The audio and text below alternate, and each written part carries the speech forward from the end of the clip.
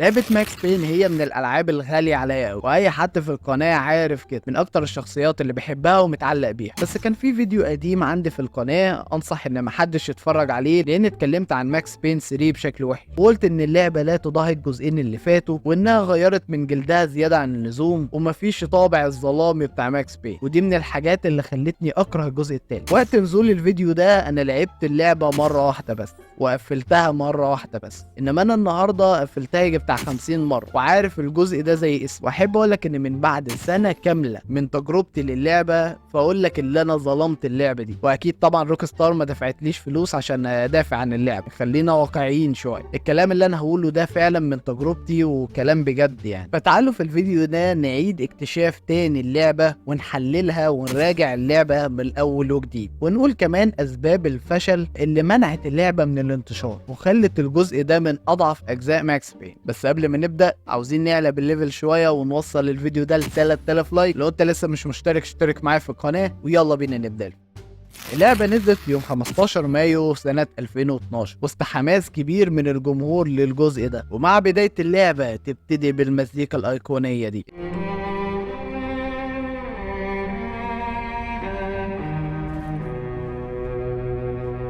القصة بتبدأ بماكس الضابط المتقاعد اللي بقى مدمن خمرة. حياته كانت متدمرة في الفترة دي، فيجي له واحد اسمه راؤول باسو، كان ضابط سابق في نيويورك برضه، وعرض عليه بانه يشتغل جارد عند واحد اسمه رودريجو بلانك، ويحصل هجوم على الحفلة ويخطفوا رودريجو. فماكس هنا كان فرصته ان هو يثبت نفسه، عرف فعلا انه ينقذهم في اخر لحظة، وانقذ كمان رودريجو اللي كان هيتخطف خلاص كده. بس كان في معلومة صغيرة نسيت اقول لكم عليها، وهو انه كان شغال جارد مع رودريجو قبليها، وده لان احداث الجزء الثالث بتبتدي من شابتر 4 لما نلاقي ماكس قاعد في البار وكان مكتئب تماما، وبيقول ان انا خسرت عائلتي مرتين. يقصد طبعا عائلته الاولانيه اللي كان في الجزء الاولاني، والتانيه ما اعرفش بقى، ممكن يقصد منى مثلا، لان كان في علاقه حب ما بينهم والجو ده. فيجي العيال الخبوقات دول يقعدوا بقى يرخموا عليه ومش عارف ايه، وانت عملت وسويت بقى، عشان هو ايه كان ضابط شرطه فبيضايقهم يعني. فقال انت دلوقتي بقت متقاعد ومش عارف ايه وايه، وقاعدين يتريقوا عليه لغايه لما يتعرف على راؤول لاول مره، وهيبقى معاه طول الجزء، ومن هنا يبتدي الصداقه اللي بينهم. واللي عرفه برضه على واحد اسمه رودريجو مش عارف ايه، وشغله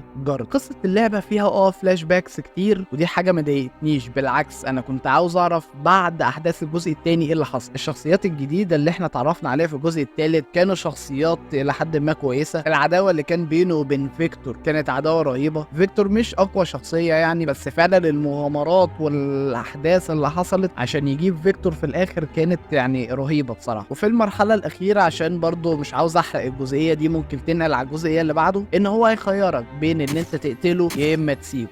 لو اخترت انك ما تقتلوش، فانت هتبص في الاخبار انه مات شنقا، او ان هو مات عموما، فهو كده كده ميت، مش فارقه كتير. فقصه اللعبه مش شديده زي الجزء الثاني، ولكن مش معنى كده ان القصه كارثيه، بالعكس القصه حلوه قوي. نيجي بقى على الجيم بلاي اتغير عن الجزئين اللي فاتوا. لما بينط سلو موشن نطته بتبقى واقعيه شويه، تحسه بياخد ساتر لما بيبقى جنبيه حيطه او حاجه، فدي ادت سنه واقعيه حلوه. تنشيل حلو، والحته السينمائيه اللي انت تضرب اخر طلقه فتيجي مش عارفه ازاي في دماغه، ولا تيجي فاهم انت، فالحته السينماتيك دي حلوه، واكيد ما كانتش موجوده في الجزئين اللي فاتوا. الساوند او الصوتيات في اللعبه حاجه جامده برضه. حته انك تشيل اسلحه واسلحه تانية لا ادت برضه واقعيه. وحته كمان ان هو ماسك المسدس والشوت جان او الرشاش في ايديه التانية كانت حركه صايعه منه. انا بحب اي حاجه فيها واقعيه، بحب التفاصيل الصغيره دي يا جماعه. ومن مميزات اللعبه هي المزيكا. طب هي ما اتغيرتش عن الاجزاء اللي فاتت، بس تحس ان فيها نوع من الغضب كده، فاهم انت يعني. برضو لو ركزت مع المزيكا هتلاقيها طبعا مختلفه عن الجزء الثاني والجزء الاولاني. عن نفسي كنت شايف ان الجزء الاولاني بيوحي بالغموض.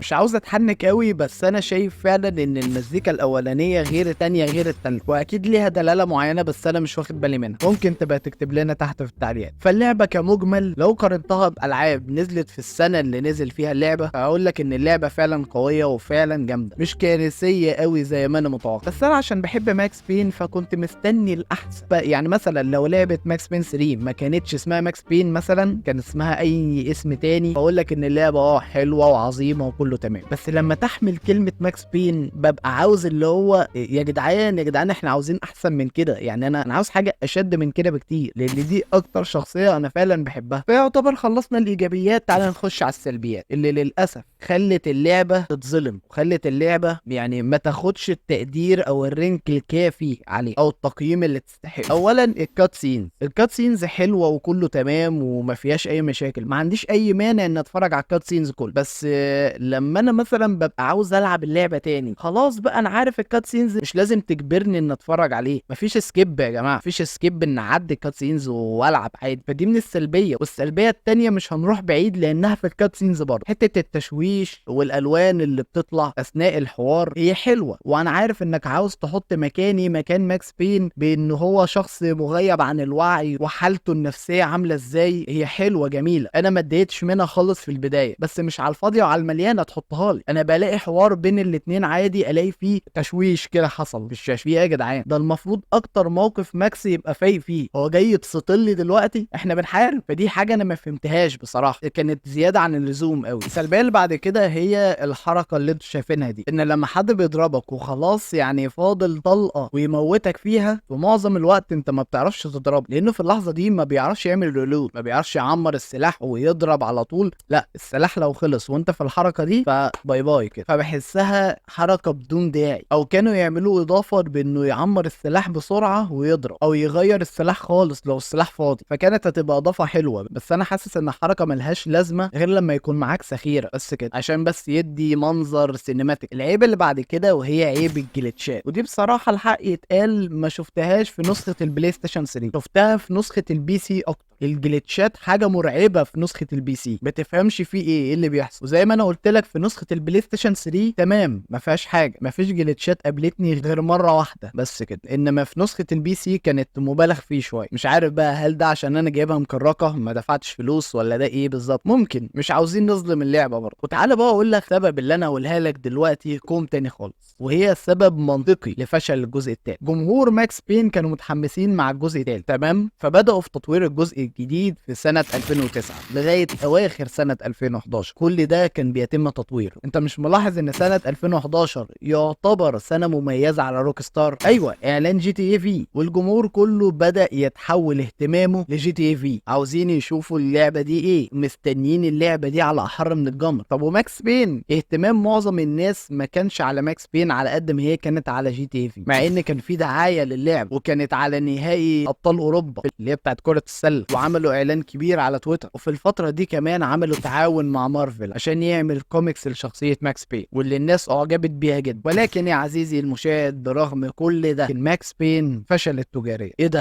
ايه السبب؟ الله اعلم. من وجهه نظري انا الشخصيه، واللي في ناس ممكن تختلف معايا فيها، روك ستار لو كانت اجلت الاعلان شويه كانت ممكن ماكس تنجح بشكل جماهيري وعلى نطاق واسع. بس بسبب الاهتمام الكبير لجي تي اي في الفتره دي، فالناس نفضت لماكس بين. مع نزول اللعبه في اول اسبوع ليها باعت 3 مليون بس. ناس ممكن يقولوا لي طب كويس فيها ايه يعني، مفيش مشكله. لا يا حبيبي، ده بالنسبه لروك ستار شويه فك بالنسبه للتسويق اللي دفعتها لماكس بين. هل روك ستار كانت قصده كده؟ اكيد لا، لان لو ماكس بين كانت نجحت كانت هي اللي هتستفيد. بديهي جدا. في البدايه كنت بقول ان روك ستار هي السبب، طلع ان هي لا، مش السبب ولا حاجه. هي اهتمام الناس اختلفت في الفتره دي، او توقيت نزول اللعبه ما كانتش احسن حاجه. مع اني والله انا شايف ان لعبه زي كده كانت تنزل سنه 2009 على اقل تقدير 2010 يا سيدي بالكتير قوي. المهم انها تكون قبل اعلان جي تي. هل كان هيفرق؟ كان هيفرق. توقيت نزول اللعبه عموما في السوق بتفرق. ولما الناس جربت اللعبه شافوا انها مختلفه تماما عن الجزئين اللي فاتوا. الجزئين اللي فاتوا تعال افكرك بيهم، كان بيغلب عليهم الطابع المظلم، وسرد القصص كانت تحسها شبه المجلات شويه. قول يا عم احنا بنتطور. انا حتى الحكايه دي ما ضايقتنيش خالص في الكاتسين، بس انا حاسس ان انا بلعب لعبه تانية غير لعبه ماكس بين. يعني تعال اوريك الفرق بينهم دلوقتي. يعني انت لو كنت بيك فان للجزئين اللي فات تحس بغربه شويه لما تلعب الجزء الثالث. حسيت ان في تغيير جذري حصل، حتى في المراحل المظلمه، حتى في المراحل اللي فيها دارك بقى في الجزء الثالث ما حسيتهاش. او كان المفروض يكون الاسلوب الدارك ده يكون من الاول لاخر اللعب. طب انا هسالك سؤال، عمرك شفت مرحله في ماكس بين كانت الدنيا شمس فيها، او مثلا كان في النهار؟ لا، الجزء الثالث بس هي الوحيده اللي كانت في النهار. بلا شك الواحد حس ان هو بيلعب لعبه تانية غير لعبه ماكس بين. فدي بالنسبه لي من احدى السلبيات، مش انا الوحيد اللي شايف ان هي سلبيه، لا جمهور ماكس بين كله شايف ان هي سلبيه. للاسف العيب ده فقدت هويه اللعبه من الاساس. وحتى يا سيدي لو حبيت تعمل جزء رابع فما ينفعش، هو خلاص الجزء الثالث قفل القصه. وتعالوا اكمل لكم قصه جي تي في. لما اللعبه نزلت شافوا ان في شبه بينه وبين ماكس بين، ولكن الناس هتشد لمين اكتر؟ لجي تي في. فالناس لعبت وانبسطت وكله تمام، وجي تي اي كانت وقتها يعني هي اللي مكسره الدنيا، وماكس بين هي اللي في النسيان. وعشان يعوضوا الحوار ده حطوا الماكس بين اضافه في ان هو يلعبوا اونلاين، بس كان خلاص اللعبه فشل، والحركه دي ما كانش ليها اي لازمه، لان اللي كان الجو جي تي اي. فدي كانت بالنسبه لي اغبى قرار الروك ستار في ان هي تنزله الوقت ده. زي ما انا قلت لكم كان المفروض يبقى قبل التريلر، عشان حتى اللعبه لما ينزل وتصرف عليه تسويق ودعايه تاخد ثمنه. بس انت كده ظلمت اللعبه، لان اللعبه مش بهذا السوق، اللعبه مش كارثه قوي يعني. في حاجه انا خدت بالي منها وانا بمنتج، ودي حاجه انا سايبها لكم تحت في التعليقات نتناقش فيها سوا. عاده في سلسله جي تي اي ما بتبقاش فيها ميزه السلو موشن. فجاه سبحان الله لقينا في جي تي اي في ميزه السلو موشن، وروك ستار عارفه بان الميزه دي موجوده في ماكس بين، فالاضافه دي ضرت اللعبه.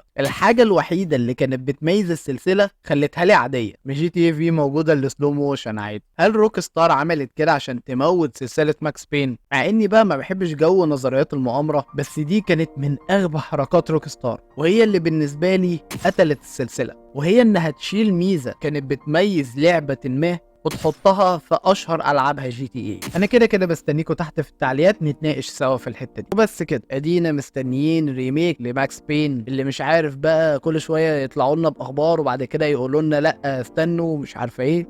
بص احنا مش عارفين يعني، احنا ادينا قاعدين مستنيين الجزء يعني عقبال ما اخلص الجيش يكونوا ان شاء الله عملوا الريميك، او يا ريت يعملوا زي كوليكشن كده للثلاث اجزاء مع بعض زي ما حصل في لعبه مافيا كده، دي تبقى عظمه قوي يعني. وبس كده، لو عجبك الفيديو اعمل لايك، ولو انت لسه مش مشترك اشترك معايا في القناه، ولو عاوز تختار موضوع الحلقه الجايه اكتب لي تحت في التعليقات وانا هقرا تعليقك يا صديقي. شكرا جدا جدا ليكم على المتابعه، نشوفكم الفيديو الجاي، سلام عليكم.